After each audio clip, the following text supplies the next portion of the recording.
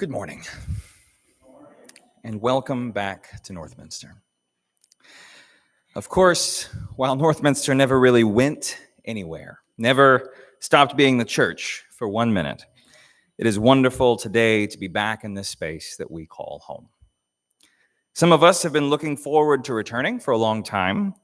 Others of us have never actually stepped foot in this building before. Whichever you are welcome in this space. Here we seek to love and celebrate everyone just as they are. Hopefully you have had a moment to look over the reminders in your order of worship about how we are agreeing to be with one another as we walk through this transition back to worshiping together in person. So just as a reminder, we ask that everyone wear a mask when you're moving around the building and during congregational singing. And then if you're seated on the pulpit side, we ask that you remain masked throughout the service. So in the interest of loving one another well, our goal was to create the conditions for everyone, including those who, due to medical reasons or age restrictions, haven't had the opportunity to be vaccinated yet, to feel comfortable regathering with us this morning. So we thank you all for your cooperation, and you can also find a few additional notes about how communion will be different. You might notice it looks a little different. Those are printed in your order of worship when we arrive at that point in the service. In addition to being the first Sunday back in the building, this is also, of course, Pentecost. It is the birthday of the church, the day we celebrate the story of the rushing winds and the tongues of fire, ushering in a new chapter of what it means to be the people of God. So to begin that celebration, would you join me in our call to worship this morning from the Song of Solomon? For now, the winter is past. The rain is over and gone.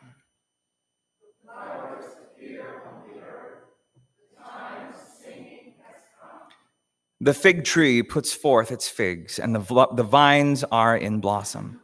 They give forth fragrance. Breathe life in us anew this Pentecost morning. Let us worship God together this morning.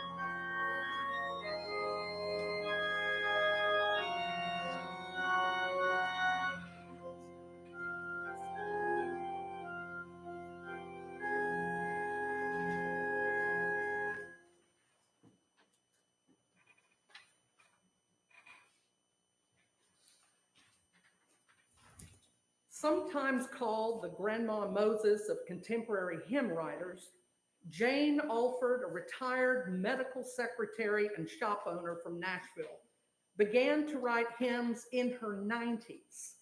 9 of her texts were published in 1979, including our opening hymn, which is a prayer for the holy breath of Pentecost to inspire and to enliven each of us, the church, as we continue the pilgrim journey that the first group of pilgrims who are witness to the wind and flame that was for them the breath of God giving birth and life to every church itself.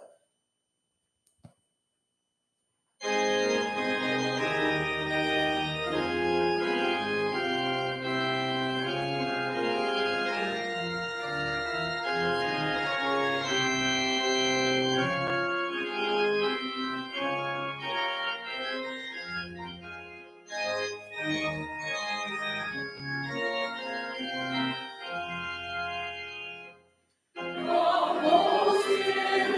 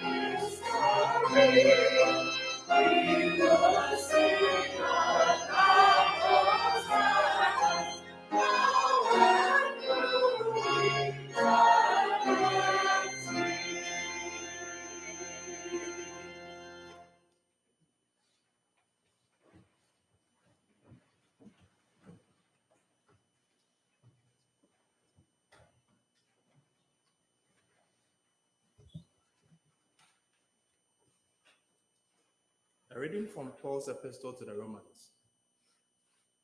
We know that from the beginning until now, all creations has been groaning in one great act of giving birth.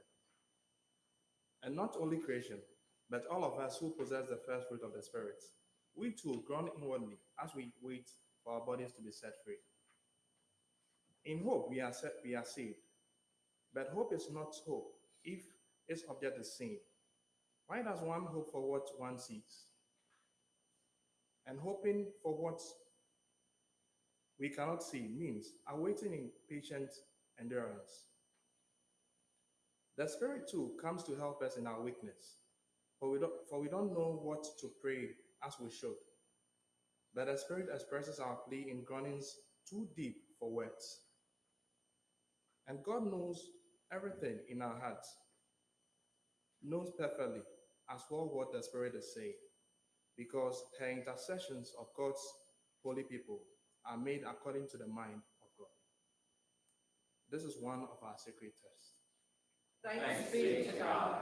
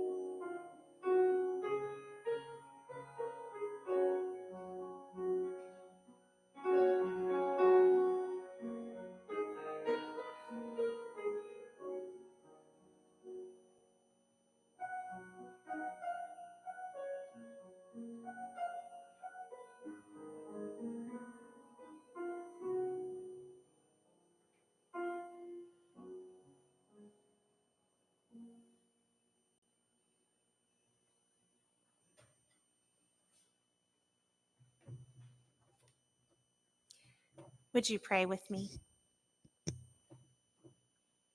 Spirit of God, who sweeps in on Pentecost, great wind of heaven, perhaps even you have grown weary of all our tongue-in-cheek jokes about breathing on us on this day when we have gathered to breathe together as one in this room for the first time in over a year.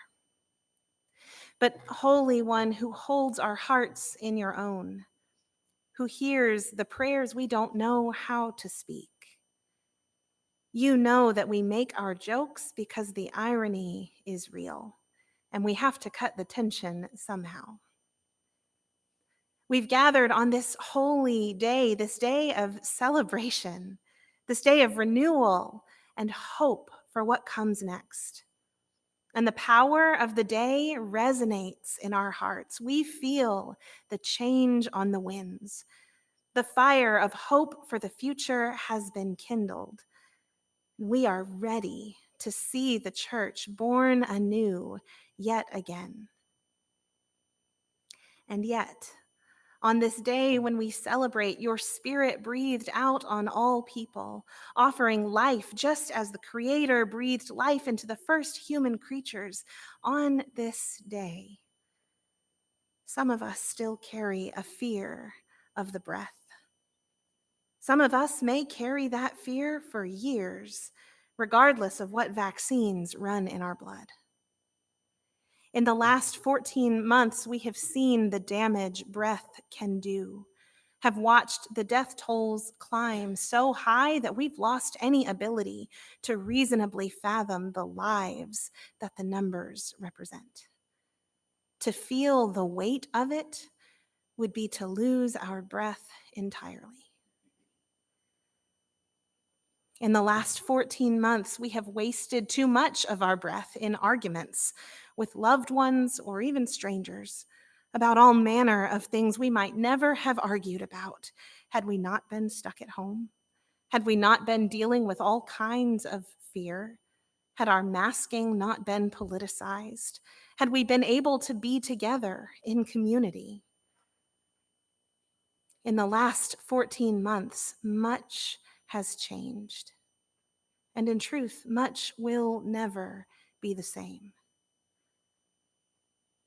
But, Holy One, who holds our hearts in your own, who gives voice to our prayers even when we cannot find our breath,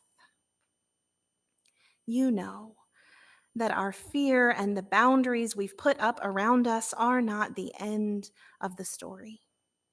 For what else is the Pentecost story if not a tale of boundaries broken, of fear swept away on the winds of new life, of the kind of rebirth that spreads like wildfire? Spirit of God, great wind of heaven, sweep us away once again. In the name of that unruly Spirit of love, we offer this Pentecost prayer. Amen.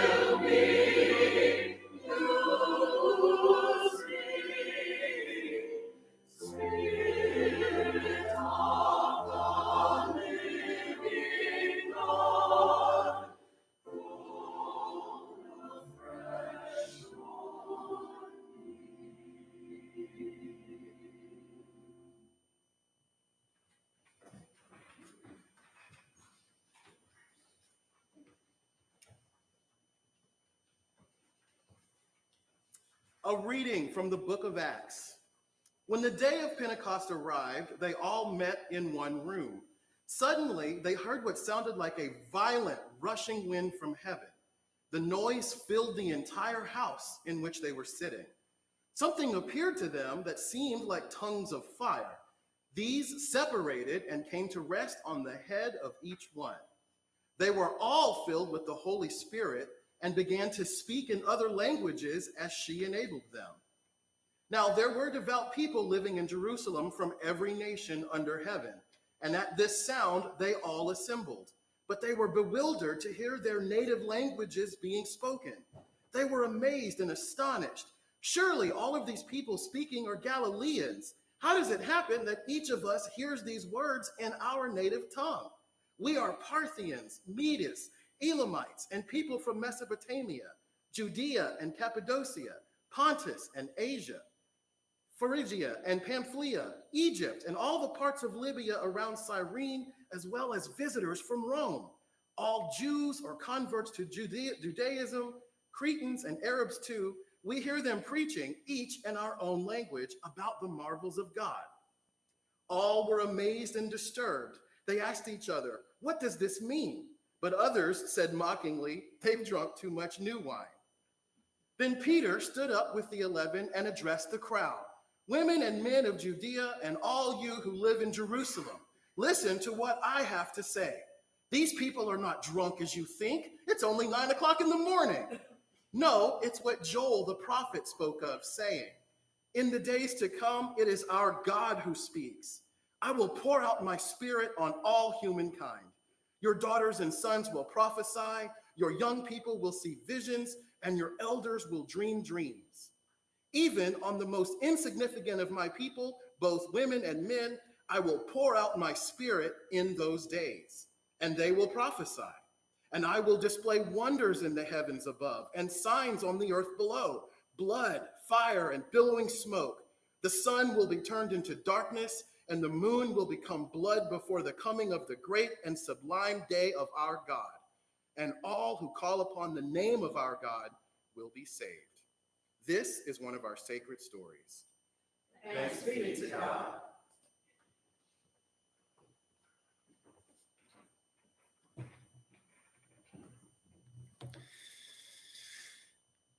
It's a little bit daunting speaking before a group of people for the first time in a year. At least if you're recording, if the sermon is a dud, you don't have to look in anybody's eye while it's happening. So let's try this in one take.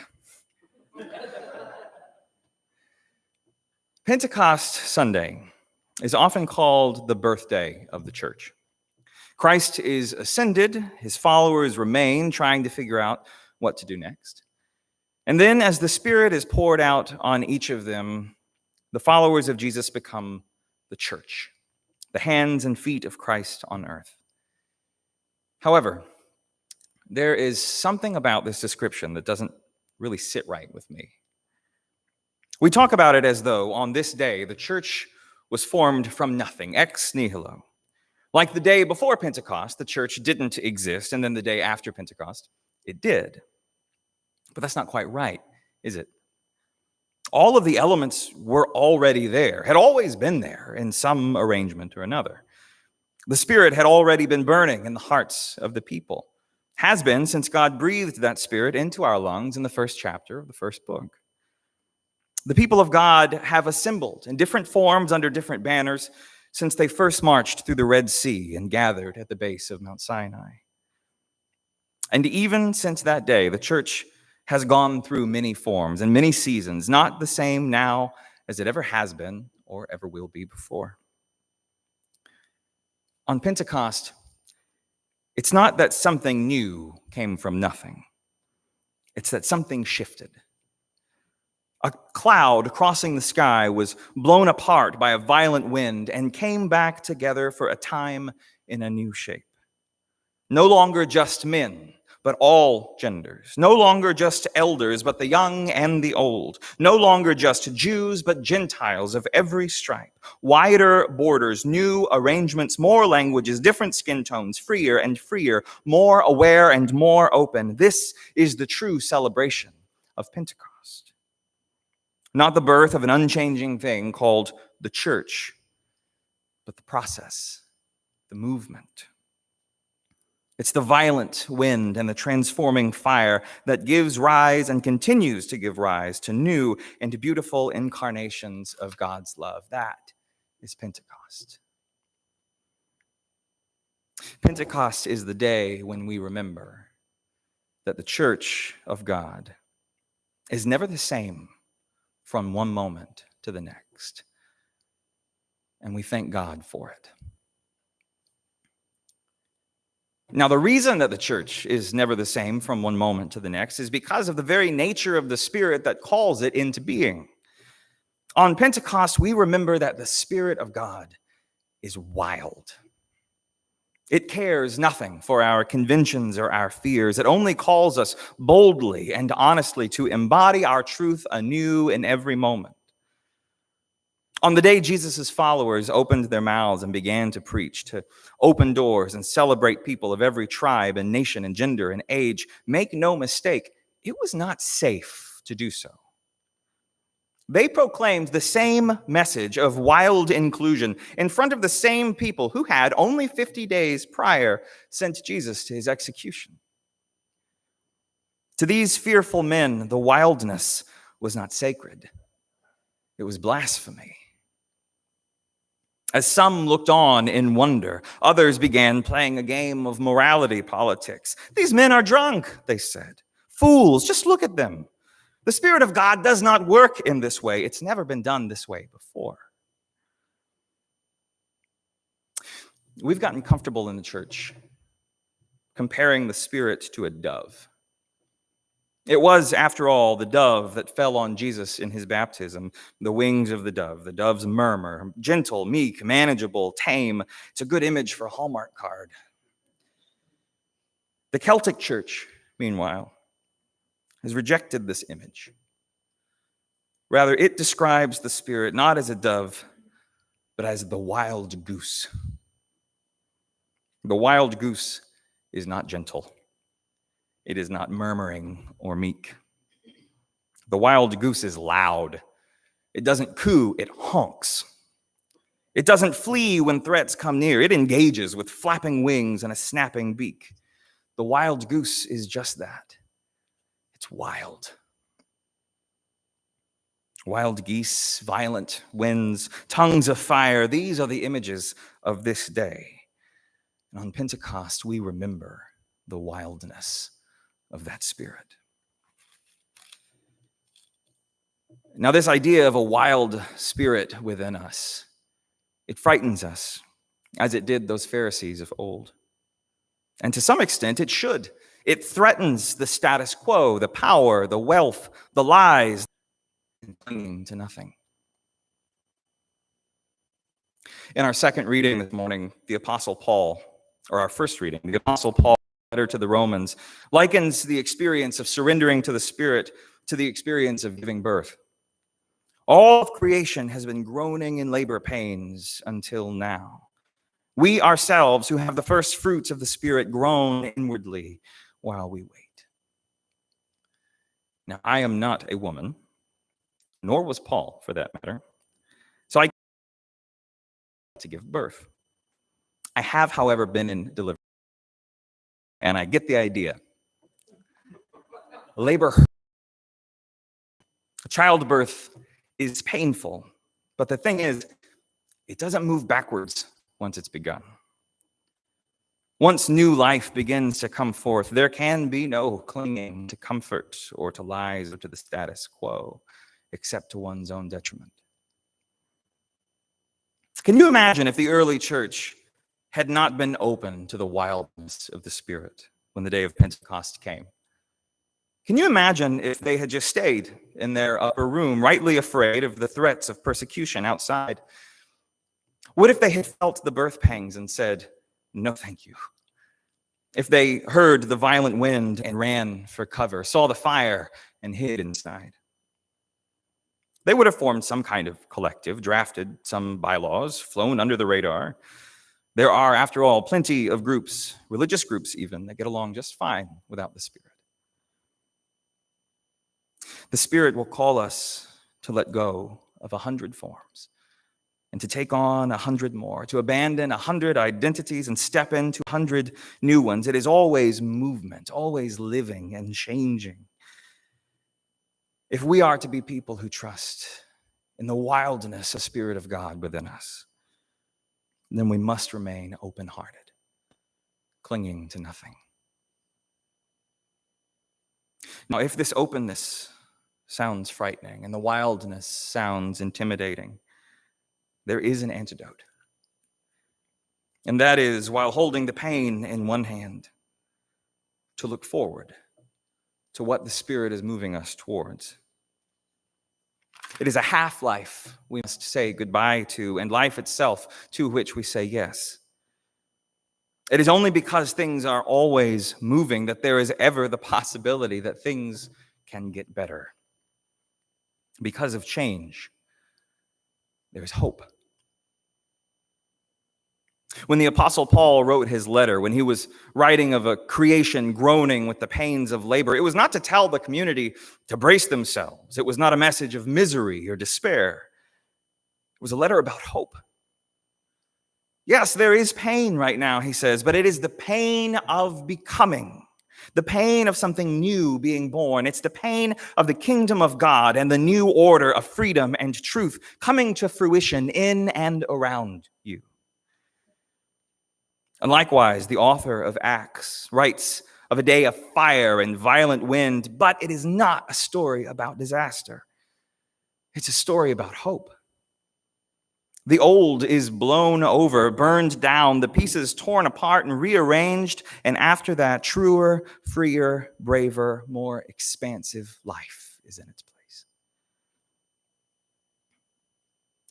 Every healthy church has stories of difficult seasons. There are the stories of the decision to racially integrate, of making the move to be open and affirming of LGBTQ persons. There are stories about pastor transitions and meetings that exploded and being kicked out of conventions. There are all manner of difficult stories of change, of having to let go and follow a wild spirit into an unknown world. But for each of these stories, you hear a refrain. Thank God we didn't stay like we were. Thank God we moved forward towards freedom, towards life. It cost us everything, but by God, we are alive. And whether we're talking about churches or relationships or ourselves, in order to follow life, in order to follow the wildness of our spirit, there must be constant movement and change, because it is always towards the truer, the better, and the more joyful and free. Constant change is uncomfortable, but because of change, there is hope. Northminster, Pentecost is exactly the day we need right now. Because over a year ago, a violent wind came and blew us apart, and we faced a choice. Choose fear, grit our teeth, cling to a particular form of doing church, or let go of everything and move into a land we could not make any predictions about, and trust the wildness of the Spirit with each step. And we chose to trust. We chose the unknown, and we became something that we did not think we could. And now the winds are blowing again, and we're coming back together in a different formation, but it would be foolish to think that back means the same, because we're not the same, and we're never going to be the same. Since we were last in this place, we've seen race riots. We've seen an attempted coup. We have seen hurricanes and sickness and death on a scale that we could not have imagined. We are not the same, and that is okay. Because the church is never the same from one moment to the next. Should never be clinging to a particular form or identity or way of being. So in whatever comes next, because of